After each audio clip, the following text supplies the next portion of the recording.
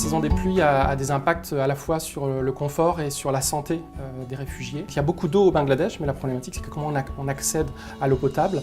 La plupart des gens se retrouvent à boire de l'eau dans les rizières ou dans des puits de boue qu'ils ont creusés de leurs mains.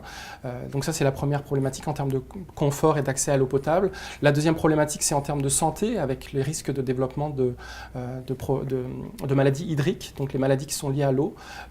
Et donc le développement aussi beaucoup de diarrhée, notamment chez les enfants de moins de 5 ans. Et la diarrhée et les taux de malnutrition, ça augmente le taux de mortalité des enfants.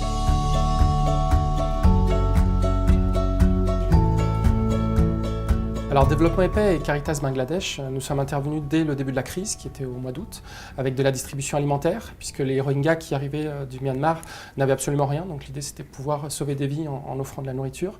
Maintenant le contexte a un peu changé, les gens sont arrivés, il y a plus de 600 000 personnes, maintenant c'est comment est-ce qu'on peut construire des abris qui soient résistants aux cyclones, comment est-ce qu'on peut aussi reconstruire tout ce qui est le système d'eau et assainissement, pour que les gens puissent boire de l'eau potable et puissent pouvoir faire leurs besoins dans des conditions hygiéniques.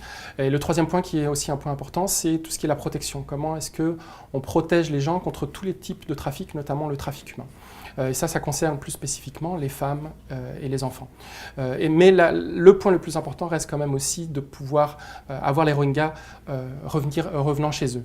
Puisque l'action humanitaire est très importante, mais comment est-ce que politiquement on peut mettre une pression pour que ces Rohingyas reviennent chez eux et puissent y vivre paisiblement.